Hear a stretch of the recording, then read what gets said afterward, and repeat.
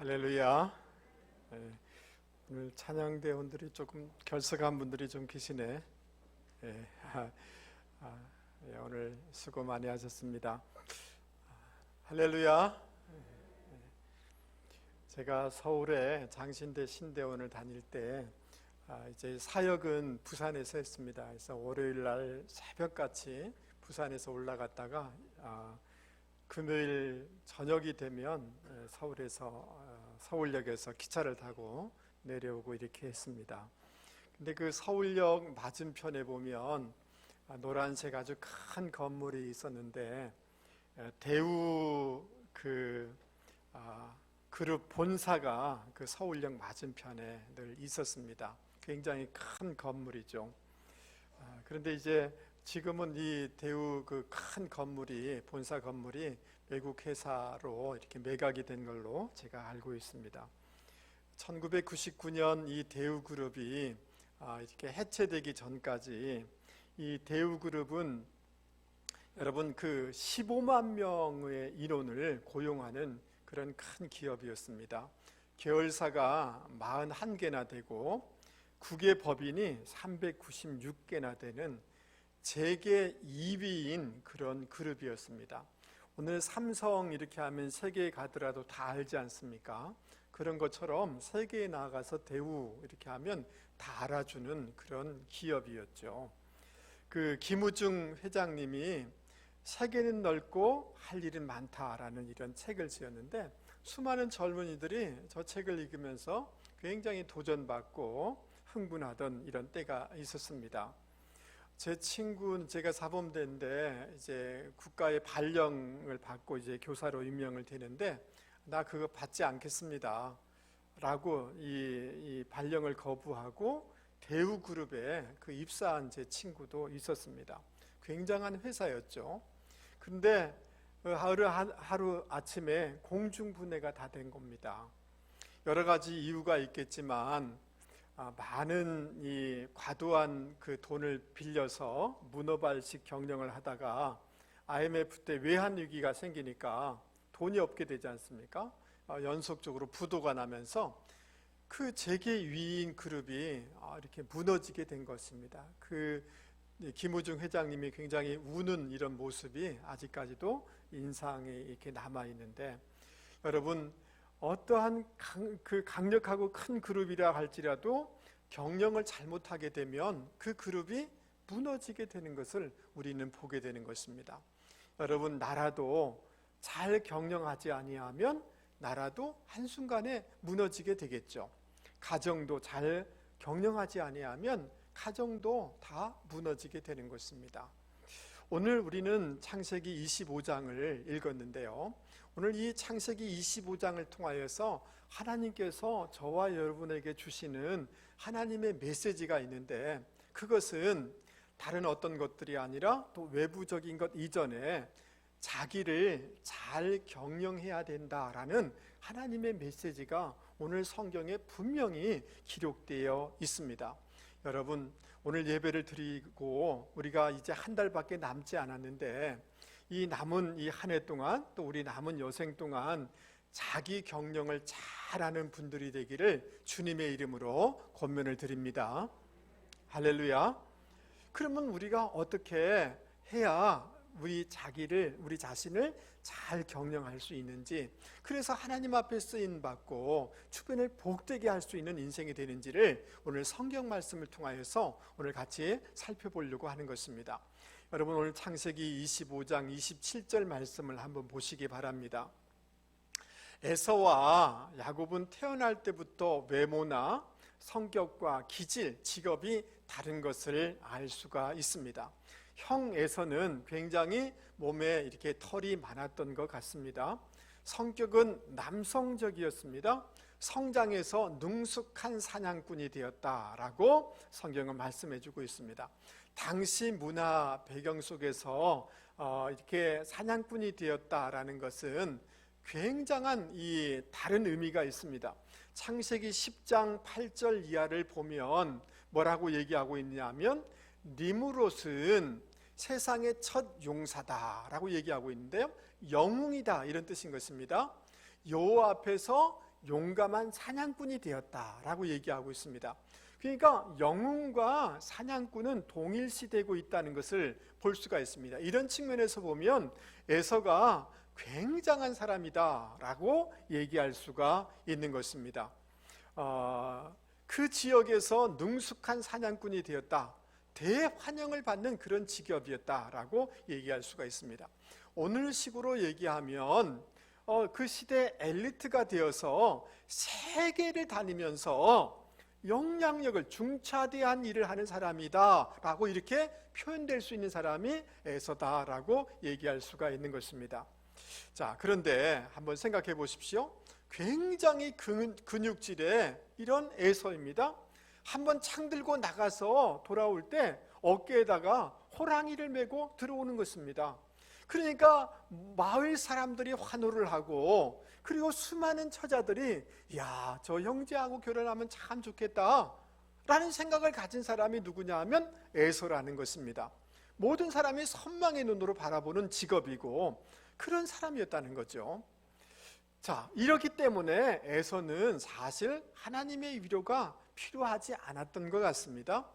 한마디로 얘기하면 육성이 강한 사람이 에서다라고 얘기할 수가 있습니다. 세상적인 사람이었다라고 말할 수가 있습니다.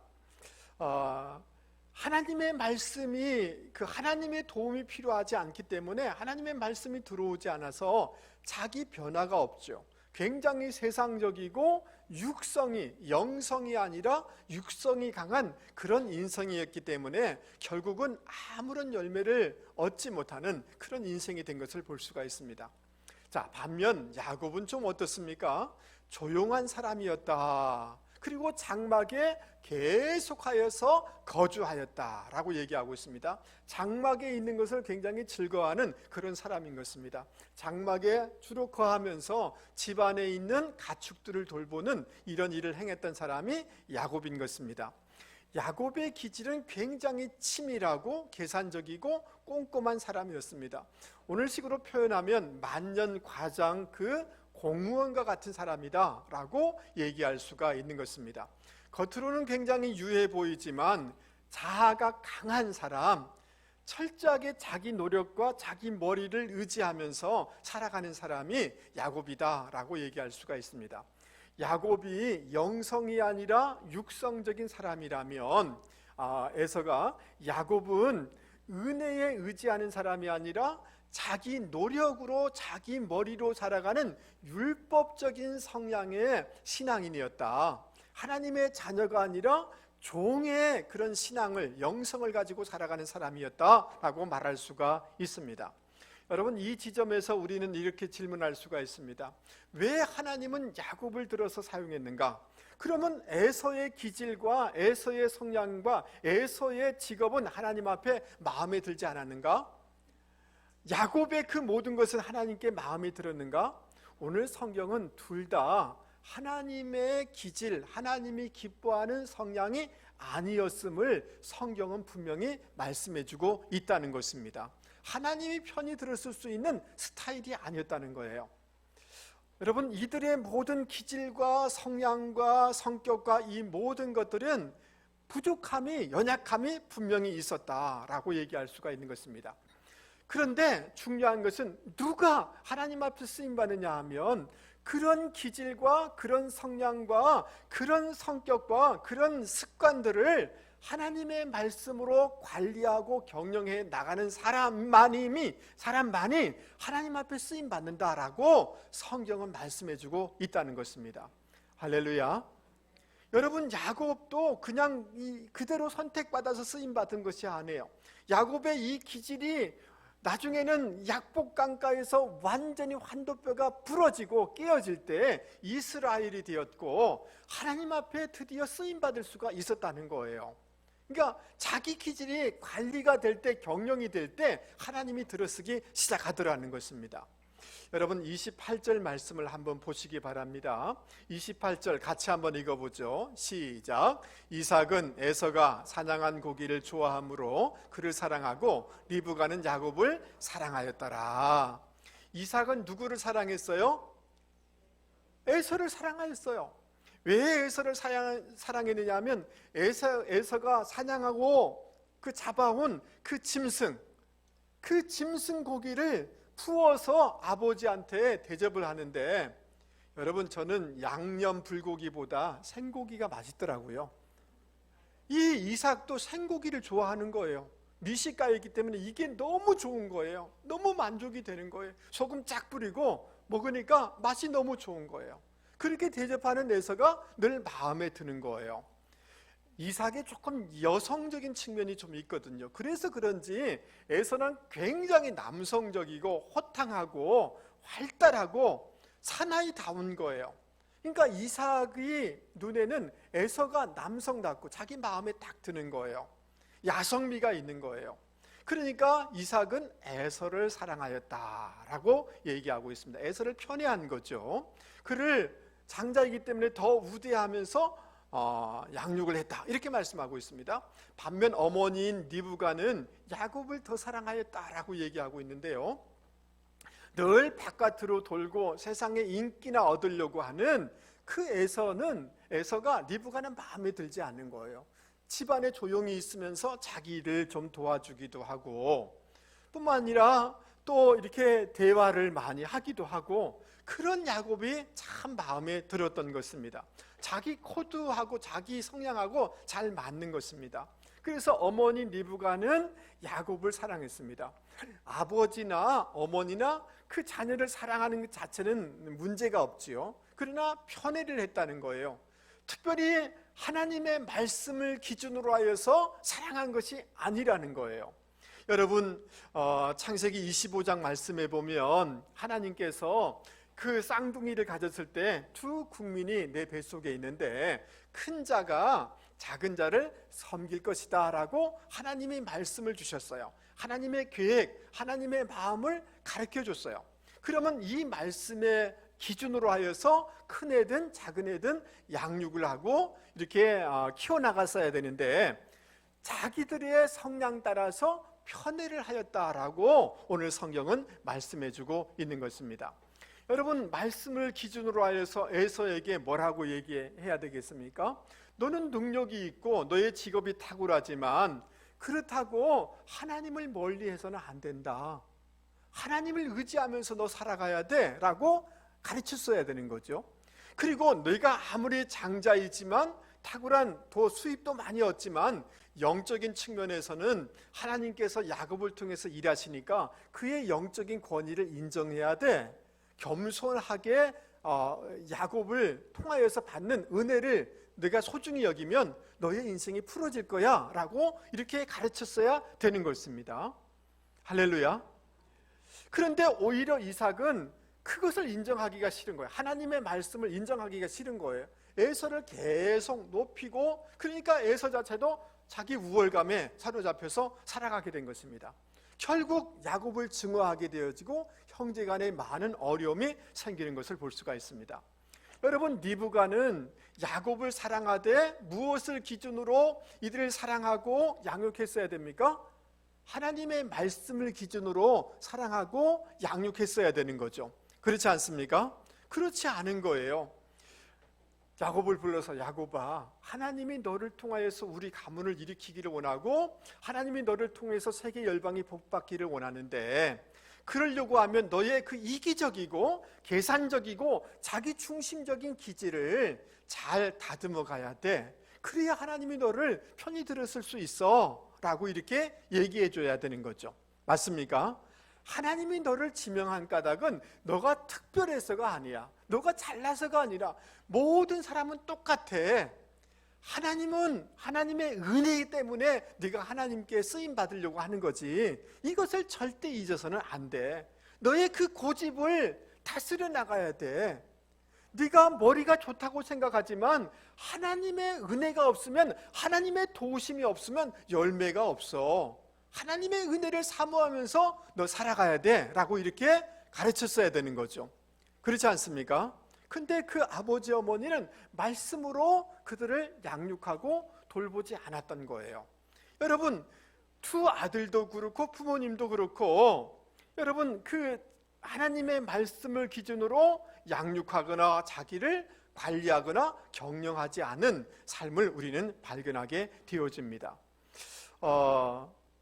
그러니까 이 자기 계획, 자기 스타일이 아주 강한 사람이 야곱이다라고 얘기할 수가 있습니다. 로마서 8장 말씀을 오늘 우리 같이 한번 읽어보려고 하는데요. 같이 한번 읽어보겠습니다. 시작. 육신을 따르는 자는 육신의 일을, 영을 따르는 자는 영의 일을 생각하나니 육신의 생각은 사망이요 영의 생각은 생명과 평안이니라. 육신의 생각은 하나님과 원수가 되나니 이는 하나님의 법에 굴복하지 아니할 뿐 아니라 할 수도 없습니다. 육신에 있는 자들은 하나님을 기쁘시게 할 수 없느니라. 여러분, 육신적인 것, 육신의 생각은 하나님을 기쁘게 할 수 있어요, 없어요? 그 열매도 아름답지 않다라고 말씀하고 있습니다. 그러므로 오늘 저와 여러분이 하나님의 말씀과 성령의 도움을 받아서 우리 안에 있는 육성적인 것, 내 노력으로 내 힘으로 하려고 하는 율법적인 이런 신앙들을 잘 관리하고 경영해 나갈 수 있는 저와 여러분이 되실 수 있기를 바랍니다. 아멘. 예, 우리 옆에 사람 얼굴을 이렇게 쳐다보면서 이렇게 얘기하겠습니다. 집사님, 제가 볼 때 말씀으로 기질을 다스리면, 성질을 다스리면 하나님이 더 복 주실 것 같습니다. 더 크게 사용하실 것 같습니다. 저를 한 번만 보세요. 여기까지 온 것도 하나님의 은혜인 줄 믿습니다. 하나님은 우리에게, 우리 자녀 손들에게 복을 더 주시기를 원하고 더 크게 사용하기를 원하시는 줄 믿을 수 있기 바랍니다. 근데 그것을 막고 있는 뚝이 있어요. 그것은 뭐냐 하면, 여러분, 우리 안에 육성적인 기질과 야성적인 이런 성질과 이런 것들이 너무 강해요. 아니라고요? 여러분, 여러분의 자녀의 이런 것은 고쳤으면 좋겠다는 게 눈에 보입니까? 안 보입니까? 보입니다. 그렇죠. 확실해 보이죠? 마찬가지로 여러분, 우리 안에 아직도 깨어지지 못하고 죽지 못하는 육신적인, 육성적인 기질과 성향과 경향성과 이런 습관들이 다 있습니다. 맞아요? 여러분, 말씀으로, 성령으로 이것을 관리하고 경영해 나갈 수 있는 저와 여러분이 되기를 바랍니다. 그러면 하나님이 복 주시고요, 하나님이 들어쓰고요, 하나님이 지금보다 더 귀하게 들어서 사용하여 주실 줄 여러분 믿을 수 있기를 바랍니다. 두 번째, 무엇으로 우리를 경영해야 되는가? 에서가 사냥하고 돌아왔습니다. 너무 지치고 배고픈 상황이었습니다. 근데 오늘 우리 30절 말씀은 원어를 잘 이렇게 분위기를 전달하지 못하는 부분이 있습니다. 원어를 지각하면 이것, 그 붉은 것을 나로 먹게 하라. 붉은 것이라는 것을 두 번이나 반복하고 있는 거예요. 너무나 지치고 너무나 배고파서 그 붉은 것 나로 먹게 하라. 이렇게 외치고 있는 거예요. 에서가 굉장히 배고픈 상태를 원어는 이렇게 표현해주고 있는 것입니다. 야곱은 이런 그 위기를 이용해서 장자권과 이렇게 거래를 하자라고 제안을 하게 되어집니다. 근데 너무 배고픈 지경이기 때문에 장자권이 다 무슨 소용이 있냐면서 그걸 넘겨주겠다라고 맹세하고 팥죽을 사먹는 거예요. 여러분, 에서는 지금 현재, 지금 배고픈 것, 지금 이것이 중요한 거예요. 지금 찰나주의에 빠져 있는 거예요. 당장 눈앞에 어렵기 때문에 하나님의 주신 그 축복들을, 미래들을 바라보지 못하고 장자권을 팔아넘긴 거예요. 여러분, 30절 말씀 한번 보시기 바랍니다. 그러므로 에서의 별명은 뭐라고요? 에돔이더라. 여러분, 에돔이란 별명을 주신 이유는 다른 게 아니에요. 그의 피부가 붉었기 때문에 에돔이라고 이렇게 했어요.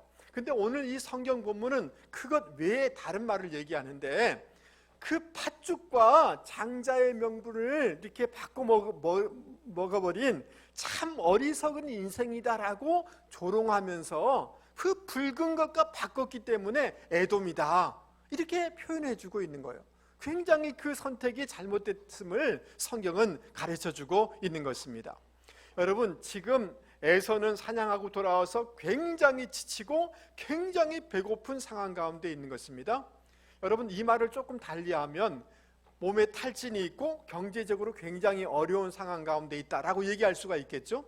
그걸 조금 더 표현해 보면 굉장히 위기 가운데 있다라고 얘기할 수가 있는 것입니다. 근데 위기 가운데 위기 관리를 잘못한 거예요. 인간적인 방법으로, 육성적인 방법으로 위기를 관리하는 거예요. 지금 배만 채우면 된다는 거예요.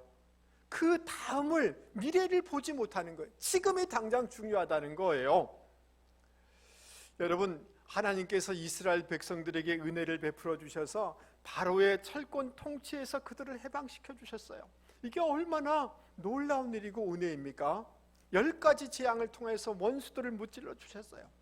그리고 그들이 애굽에서 나오게 됐는데 시간이 좀 지나니까 애굽 군대가 막 쫓아오는 거예요. 앞에는 홍해가 가로막혀 있는 거예요. 너무 힘든 상황이죠. 하나님께서 은혜를 베풀어 주셨어요. 홍해를 가르셔서 마른 땅같이 나오게 해주셨어요. 원수들을 다 무찔러 주셨어요. 너무너무 기뻐하고 승리의 노래를 불렀어요. 찬송을 불렀어요. 그 기쁨을 가슴에 간직하고 며칠을 지냈는데 사막 가운데 들어갔는데 며칠이 안 돼서 물이 떨어진 것입니다. 하나님을 원망하는 거죠. 겨우 물을 발견했는데 먹을 수 없는 쓴 물이에요.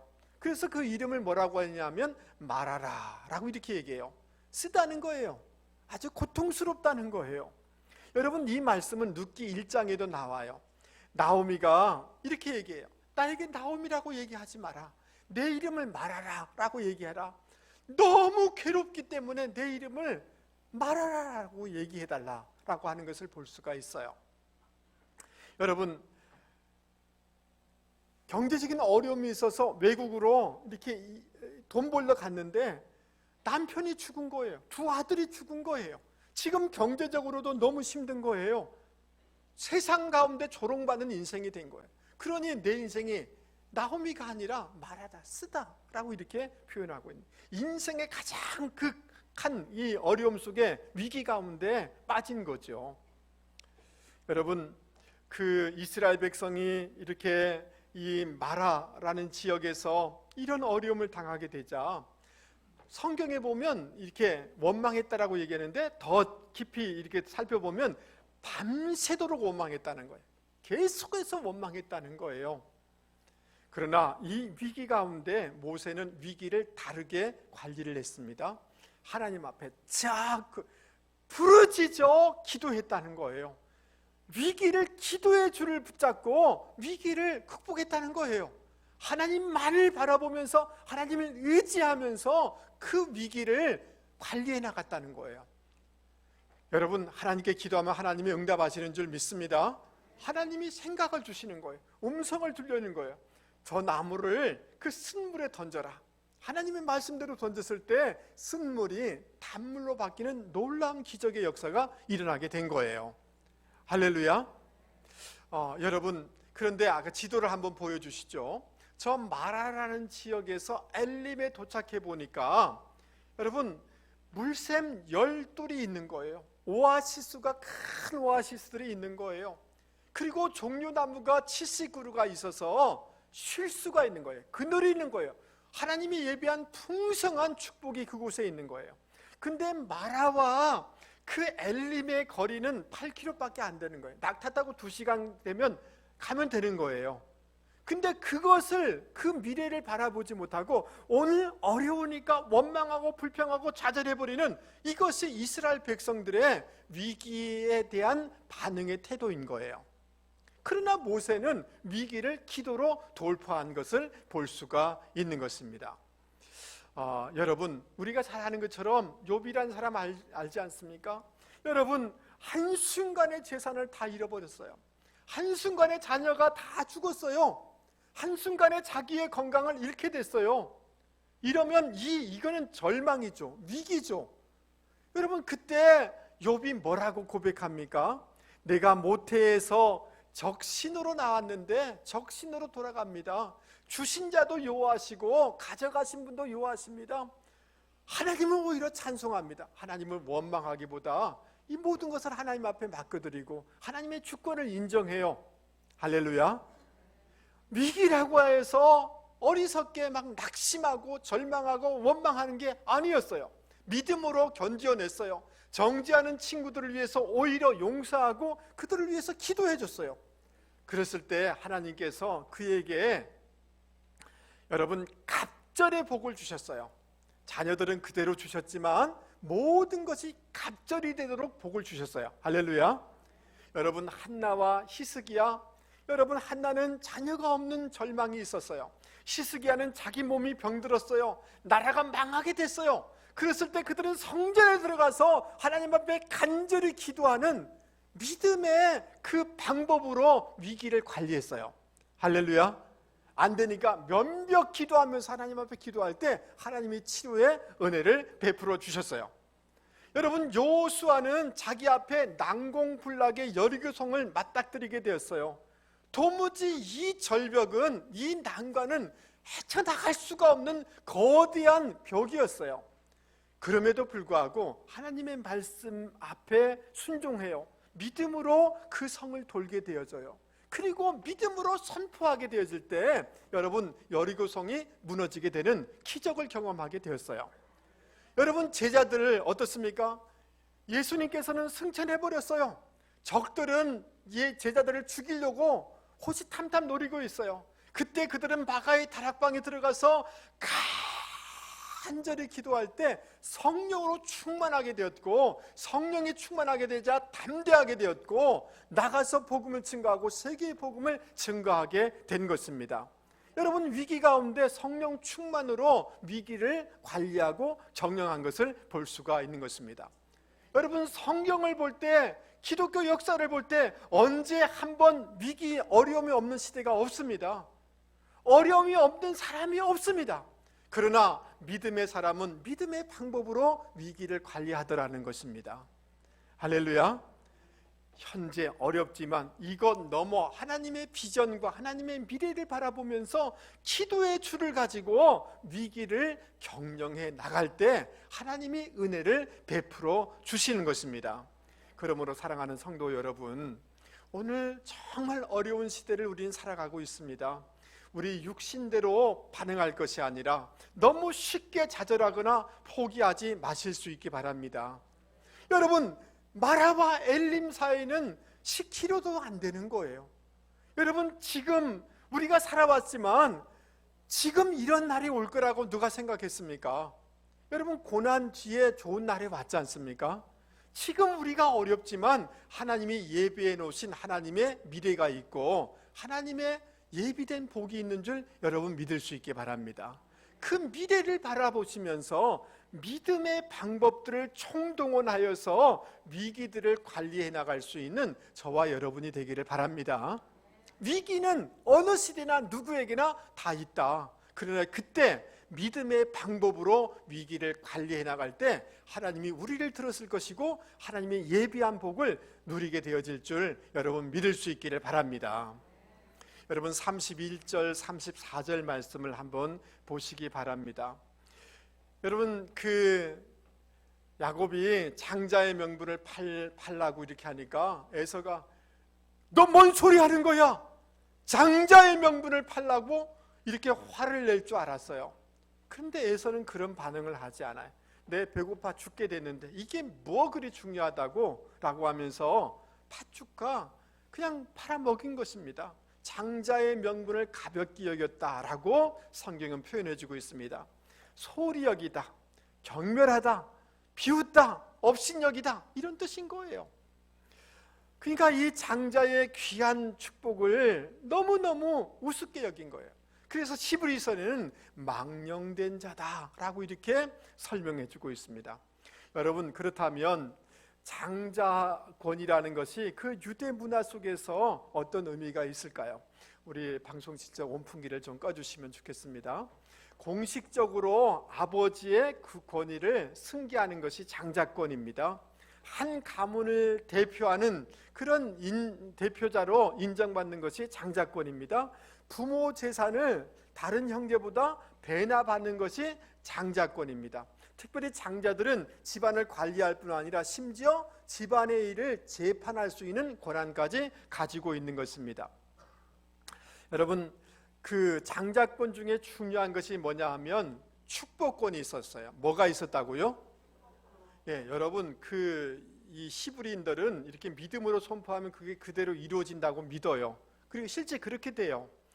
장자가 축복하면 그게 그대로 이루어진다라고 경험하였고 그걸 믿었어요.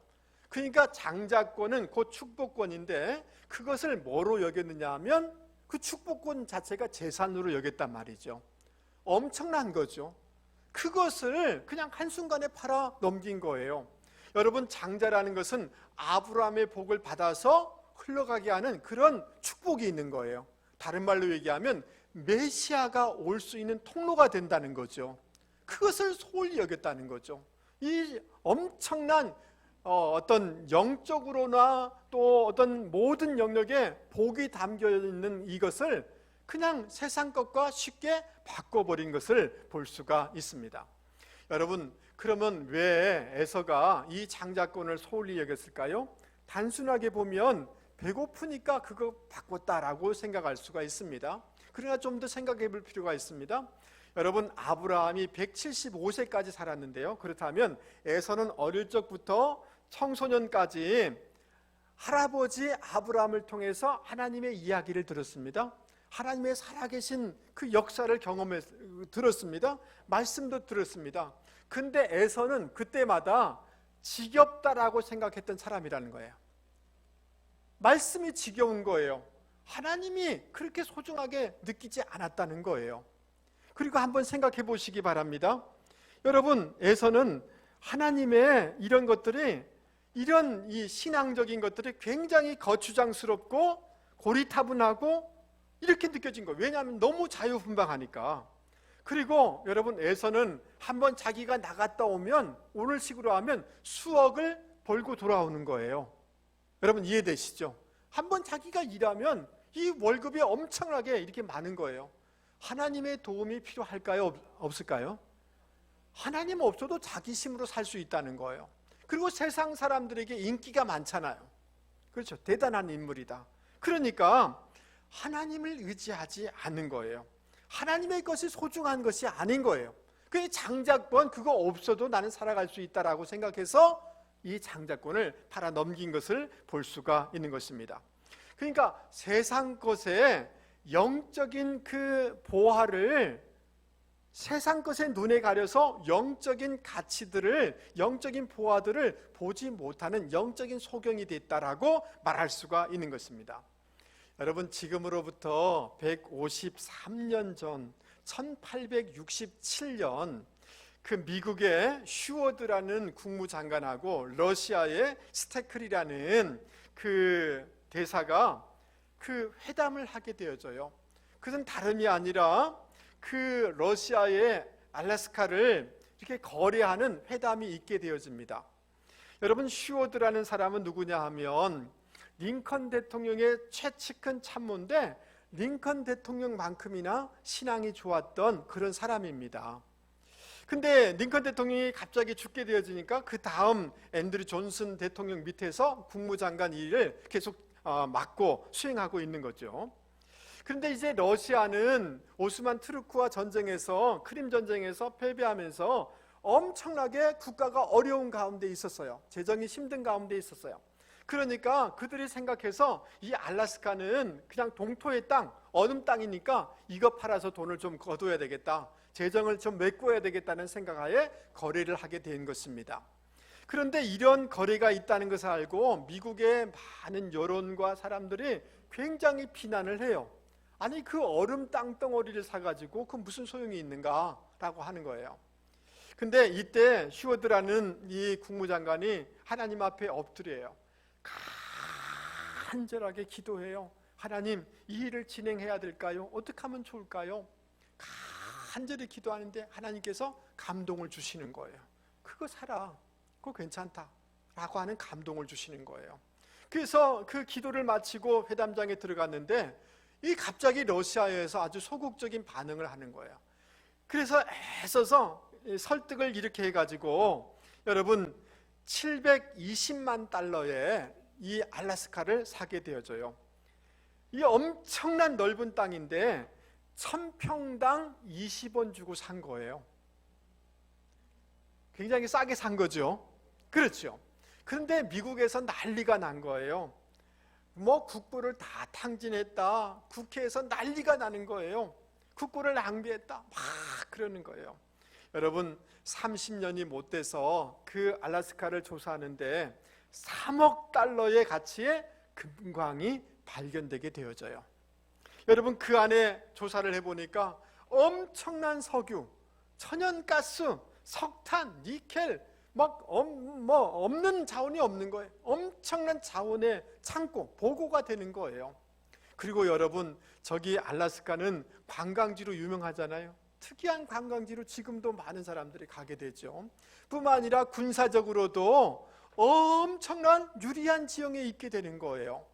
근데 여러분 한번 보세요. 지금 어렵다고 러시아는 그 가치를 소홀히 여긴 거예요. 맞습니까? 그러나 기도의 사람은 이 가치를 알고 사서 미국이 오늘에 있게 되기까지는 이게 엄청난 자원이 되는 거예요. 자, 여러분 하나님께서 이 알래스카와 비교할 수 없는 영적인 자산을 우리 가운데 주셨는데 그것은 다름 아니라 예수님과 예수님의 복음인 줄 믿을 수 있기를 바랍니다. 그래서 골로새서 2장 3절에는 그리스도 안에는 지혜와 지식의 모든 무엇가? 보화가 감추어져 있느니라. 여러분 믿습니까? 예, 예수님이 보배예요. 예수님 안에 엄청난 보물들이 들어있어요. 아멘 하이소. 근데 이 예수님과 이 복음을 소중히 여기지 못하는 사람들이 있어요. 그걸 못 보는 사람들이 있어요. 여러분 성경 말씀에 보면 하나님을 믿는 것, 하나님을 신앙하는 것이 이사야서에 보면 보배다 라고 얘기하고 있어요. 하나님을 신앙하는 것이 너무 소중한 것인 줄 여러분 믿을 수 있기 바랍니다. 여러분 하나님의 교회, 하나님을 예배하는 것 돈과 바꿀 수 없는 거예요. 왜냐하면 예배를 통해서 하나님의 교회를 통해서 하나님의 임재와 하나님의 평강과 하나님의 은혜를 경험하기 때문에 그런 거예요. 아멘. 근데 예배를 쉽게 세상 것과 바꾸는 사람들이 많더라는 거예요.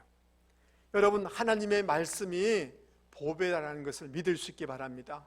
하나님의 말씀을 통해서 우리 전인이 구원을 받게 되는 줄 믿을 수 있기 바랍니다. 하나님의 말씀을 통해서 형통하게 되어지고 승리하게 되는 줄 여러분 믿을 수 있기 바랍니다. 하나님의 성경 말씀을 통해서 하나님의 인도함을 받게 되는 줄 여러분 믿을 수 있기 바랍니다. 하나님의 말씀을 통해서 탁월한 인생을 살게 되는 줄 여러분 믿을 수 있기 바랍니다. 하나님의 말씀을 통하여서 주님을 닮아가게 되는 줄 믿을 수 있기 바랍니다. 이 성경 말씀은 보물이에요. 이 예배는 보석이에요. 복음과 예수님은 세상 그 어떤 것과 바꿀 수 없는 거예요. 이 자산을, 하나님이 주신 자산을 얼마나 소중한지를 알고 예배를 소중히 여기고 말씀을 소중히 여기고 하나님을 소중히 여겨나가고 경영해 나갈 때 계속해서 내가 살아나요. 하나님의 은혜를 받아요. 주님을 닮아가게 되어져요. 형통하게 되어져요. 승리하게 되는 놀라운 복이 하나님의 자산 안에 있는 줄 여러분 믿을 수 있기 바랍니다. 이것을 소홀히 여기지 마세요.